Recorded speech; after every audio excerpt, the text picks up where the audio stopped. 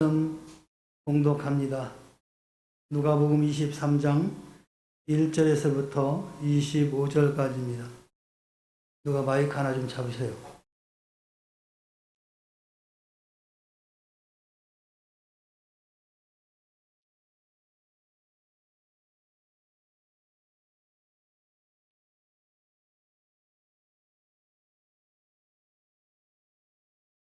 마이크 하나 잡으시라고 도둑하게.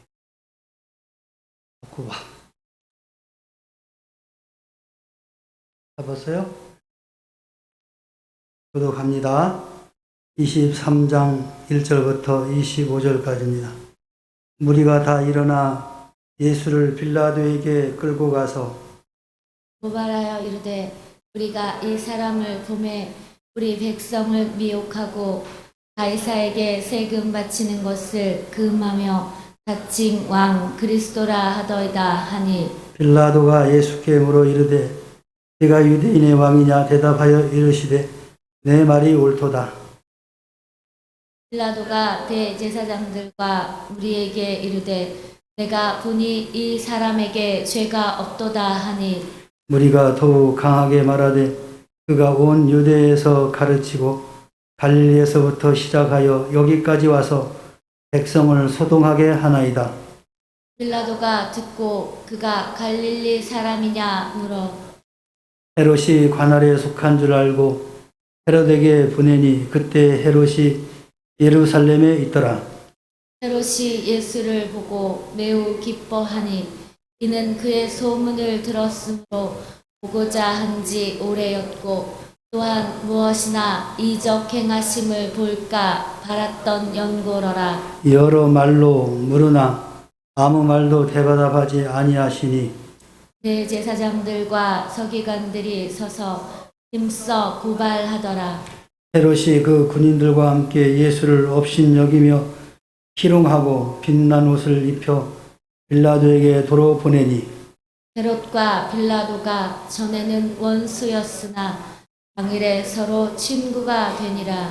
빌라도가 대제사장들과 관리들과 백성을 불러 모으고 이르되 너희가 이 사람이 백성을 미혹하는 자라 하여 내게 끌고 왔도다. 보라 내가 너희 앞에서 신문하였으되 너희가 고발하는 일이 대하여 이 사람에게서 죄를 찾지 못하였고 헤롯이 또한 그렇게 하여 그를 우리에게 도로 보내었도다. 보라 그가 행한 일에는 죽일 일이 없느니라. 그러므로 때려서 놓겠노라. 무리가 일제히 소리질러 이르되 이 사람을 없이 하고 바라바를 우리에게 놓아주소서 하니 이 바라바는 성중에서 일어난 밀란과 살인으로 말미암아 옥에 갇힌 자로라. 빌라도는 예수를 놓고자 하여 다시 그들에게 말하되 그들은 소리질러 이르되 그를 십자가에 못 박게 하소서 십자가에 못 박게 하소서 하는지라. 빌라도가 세 번째 말하되 이 사람이 무슨 악한 일을 하였느냐 나는 그에게서 죽일 죄를 찾지 못하였나니 때려서 놓으리라 하니 그들이 큰 소리로 재촉하여 십자가에 못 박기를 구하니 그들의 소리가 이긴지라. 이에 빌라도가 그들이 구하는 대로 하기를 언도하고 그들이 요구하는 자 곧 밀란과 살인으로 말미암아 옥에 갇힌 자를 놓아주고 예수는 넘겨주어 그들의 뜻대로 하게 하니라. 아멘. 오늘 말씀을 통해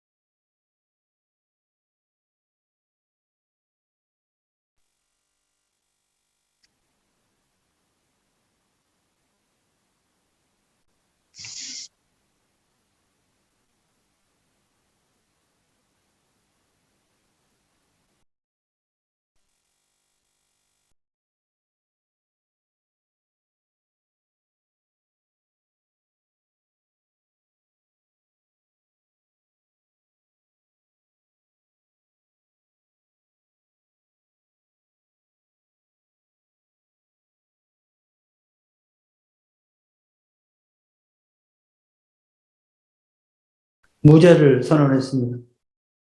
그러나 이 무리들은 더욱 굳세게 예수님을 고소했습니다. 어려운 문제를 피할 길을 생각하던 이 빌라도는 예수께서 갈릴리 사람이라는 말을 듣고는 헤로데게로 예수님을 보내게 됩니다. 관할하는 지역이 다르기 때문에 그렇죠. 여기 보면은 예수님이 이 빌라도에게 끌려간 죄목이 뭐냐? 백성들을 소동케 하고 밀란을 주동한 자다. 이렇게 말합니다. 당시 로마에서는 이 유대 땅이 조용하기를 원합니다. 원래 총독이나 헤롯이나 그 지역을 통치하고 있는 지도자들에 의해서 아무 다툼이 없이 조용하게 지내는 것을 로마에서는 원했죠. 근데 수많은 그런 식민지들이 있는데 그 식민지들 중에 이렇게 데몬스트레이션을 하는 거죠. 그래서 때로는 그렇게 총독도 천독을 죽이려고 하기도 하고 이런 일들이 비일비재하였습니다. 그래서 가장 큰 죄가 뭐냐 로마에서 볼 때는 바로 같이 밀란을 일으킨 겁니다. 그래서 이거에 대해서 엄격하게 다루는데 바로 이 무리들이 그 제목을 예수님께 씌운 거죠. 그래서 이 사람은 로마 황제에게 대든 사람이다. 그러니까 이 사람을 사형을 시켜야 된다 하는 것이 제목이었습니다. 그런데 빌라도가 예수를 통해서 신문한 결과 그런 의도가 전혀 없는 거죠. 그러니까 때려서 그냥 놓아줄 것이다 라고 했는데 이 회중들이 극구 말리죠. 안 된다. 저 사람은 우리뿐만 아니라 로마에도 해를 끼친 사람이다 하면서 계속 이야기를 합니다. 그러니까 빌라도는 어쩔 수 없이 어떻게 하면 이거를 피할까. 그래서 아까 말씀드렸듯이 갈릴리 사람이라는 말을 듣고 갈릴리 사람은 헤롯의 통치 아래에 있는 지역이거든요. 그러니까 헤롯에게 보낸 거죠. 이제 헤롯이 신문을 하죠. 헤롯은 예수님께서 많은 이적을 행하고 귀신을 내쫓는다는 소문을 듣고 예수님에 관해서 굉장히 호기심을 갖고 있었습니다. 그래서 어떻게 하면 이 예수를 사는 사람을 좀 볼 수 있을까? 누가복음 9장 9절에 보면 헤롯이 이르되 요한은 내가 목을 베었거늘 이제 이런 일이 들리니 이 사람이 누군가 하며 그를 보고자 하더라. 이 그가 바로 예수 그리스도입니다. 그러니까 이 세례 요한도 상당한 많은 기사와 이적을 일으켰죠. 그런데 그 헤롯이 그 요한을 목을 베었죠. 그런데 요한보다도 더 시끄러운 사람이 등장한 겁니다. 그게 누구냐? 예수 그리스도죠. 그래서 헤롯은 도대체 그 사람이 누구야? 한번 봐야 되겠다. 라고 호기심을 갖고 기다리고 있었습니다. 근데 때마침 빌라도가 예수를 자기에게 보내자 이 헤롯은 예수를 보고 매우 기뻐했습니다. 헤롯이 예수를 만나서 했던 질문이 어떤 것인지는 본문에는 정확하게 밝히고 있지는 않습니다. 그 자신과 관계된 몇 가지 문제를 아마 질문했을 것입니다. 이 헤롯의 질문에 대하여 예수님은 아무 말도 대답하지 않으셨습니다. 그러니까 호기심을 갖고 예수를 통해서 뭔가를 좀 듣고 싶었는데 예수께서 아무런 응답이 없으니까 헤롯이 다시 빌라도에게 보내는 거죠. 다시 온 그 예수를 빌라도가 보고 이제 어쩔 수 없이 이제 언도를 하게 됩니다. 헤롯이 예수님을 자기로 도로 보내자 빌라도는 대제사장들과 관원들과 백성들을 불러 모았습니다. 그리고 빌라도는 자신의 이 신문에 따라서 무죄를 선언하게 되죠. 그러나 공의원들과 백성들은 빌라도의 결정에 수용하지 않습니다. 수긍하지 않습니다. 계속해서 그를 죽이라고 외칩니다. 그러면 이 명절에 한 사람을 놓아줄 수 있는 그런 징후 같으면 이제 사면 같은 거죠. 있으니까 그럼 바라바라는 사람하고 예수라는 사람 두 사람 중에 누구를 놓아주면 좋겠냐. 아마 빌라도는 바라바가 강도고 나쁜 짓을 한 사람이니까 저 사람을 죽이고 예수를 놓으라고 할 것이다 라고 생각했던 거죠. 근데 의외로 바라바를 놓아달라는 거죠. 이걸 보면 인간의 악함이 얼마나 극한지 알 수가 있죠. 사람이 참 선한 것 같은데 이 악하다 보니까 이 악한 것이 어디까지 가냐. 자기들을 해쳤던 그 바라바를 놓아주기보다는 예수를 놓아주기보다는 바라바를 놓아주는 그런 행동을 하고 언행을 일삼는 것이 바로 인간의 모습입니다. 그래서 인간은 어떻게 보면 참 착하고 사는 것 같은데 그 내면 깊은 곳에서는 아주 악한 성질들이 있습니다. 그래서 이 악한 성질들이 발동할 때는요, 세상이 정말로 어떻게 할 수 없을 정도로 그렇게 악한 행동을 하게 됩니다. 오늘 여기에서도 마찬가지죠. 많은 회중들이 예수님께서 비사와 이적을 일으키는 그 현장에서 자기들이 좋다고 했던 사람들이 아니었습니까? 그래서 그 예수를 우리의 왕으로 세우자라고 외쳤던 사람들이 바로 이 사람들이었거든요. 그런데 그 마음이 바뀌면서 강도를 놓아주고 바로 예수를 사형하라라고 그렇게 소리지르어 외칩니다. 빌라도는 이 대제사장들의 선동 아래서 거칠어지고 과격해진 유대인들을 앞에 놓고 정치가로서 큰 결정을 하지 않을 수 없었습니다. 그래서 아까 말씀드렸듯이 명절 때 죄수 하나를 풀어주는 이 전례를 따라서 예수를 석방하고자 하였으나 도리어 백성들은 바라바를 석방하라고 외칩니다. 결국에는 십자가에 못 박으라는 그들의 요구대로 예수님을 사형을 언도하게 됩니다. 그들의 노가 가득하여서 예수를 어떻게 할까 서로 의논하던 사람들이었습니다. 인간의 분노가 이만큼 처참한 결과를 가져온다는 것을 우리는 알 수 있습니다. 예수님은 늘 말씀하셨죠. 겸손과 사랑으로 섬겨라. 그 예수님의 우리에게 주신 그런 메시지의 핵심 아니겠습니까? 선생님, 예수를 믿는 사람들도 이렇게 하지 못하는 경우가 많아요. 그 분노가 가득 차가지고 결국에는 예수 안에서 한 형제요 자매가 된 사람들을 서로 시기하고 질투하고 자신이 갖고 있는 분노를 표출하고 그거를 기도로서 또 승화시키지 못하고 그것을 성도들에게 또 형제들에게 퍼부어대요. 마치 예수를 죽이라고 소리 지른 그 사람들과 다를 바가 하나도 없다라는 거죠.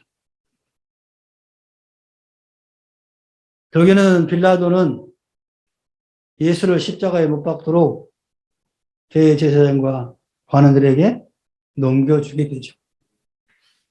그 사건 하나를 보면 참으로 억울한 일이고 있을 수 없는 일인데 이렇게 전체적으로 결론을 보니까 결국엔 그게 다 하나님의 의도 가운데 이루어진 것이다. 예수가 십자가에 죽어야만 우리가 살 수 있기 때문에 십자가에 못 박히도록 하나님이 역사한 겁니다. 결론을 보면.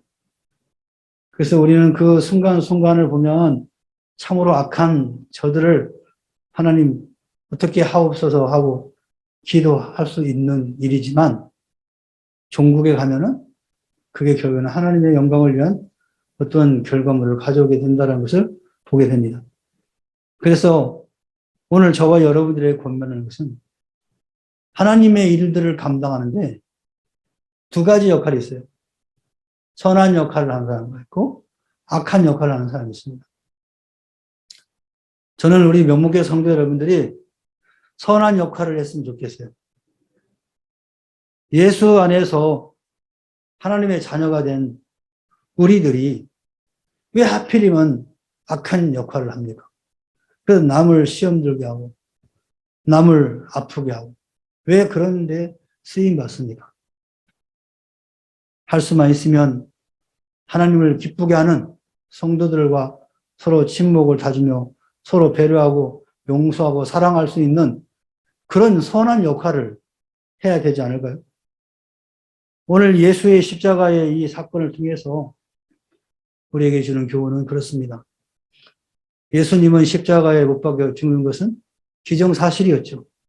근데 거기에 악한 역할을 쓰임받은 사람이 있고 그 가운데 아리마대 요셉 같은 경우는 또 선한 역할로 쓰임받았어요.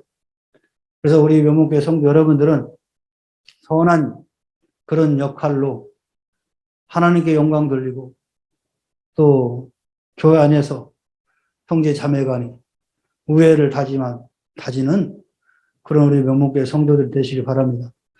우리 공동체는 세상의 공동체가 아닙니다. 어떤 이익을 추구하기 위하여 모인 집단이 아니란 말이에요.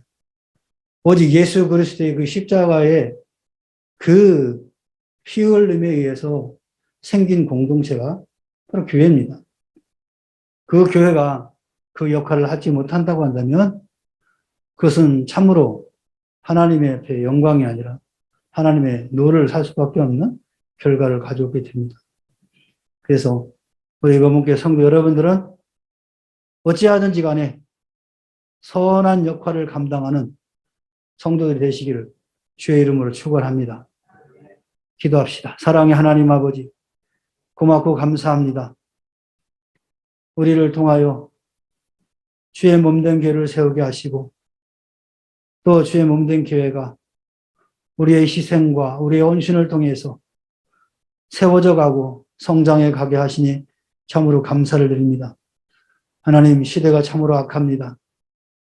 그럴 수도 있을수록 우리 믿음의 사람들은 깨어 경성하여 선한 일에 기쁘게 사용되는 우리 성도들이 될 수 있도록 도와주시옵소서. 악한 마귀 사탄은 믿는 자들을 유혹하여서 절망 가운데 이끌어가고 사망으로 이끌어가는데 하나님, 우리 교회 모든 성도들은 그런 미혹에 빠지지 않도록 성령님 도와주시고 인도하여 주시옵소서. 그래 어찌하든지 서로 화목하라고 주께서 말씀하였사오니 화목하는 성도들이 되게 하시고 예수 그리스도의 그 십자가의 사건들을 그 사역들을 헛되게 하는 일이 없도록 우리를 인도하여 주시옵소서. 감사드리며 예수님의 이름으로 기도하옵나이다. 아멘. 하늘에 계신 우리 아버지여, 이름이 거룩히 여김을 받으시오며 나라 임하옵시며 뜻이 하늘에서 이룬 것 같이 땅에서도 이루어지이다. 오늘날 우리에게 일용할 양식을 주옵시고 우리가 우리에게 죄 지은 자를 사하여 준 것 같이 우리 죄를 사하여 주옵시고 우리를 시험에 들게 하지 마옵시고 다만 악에서 구하옵소서. 대개 나라와 권세와 영광 아버지께 영원히 있사옵나이다. 아멘.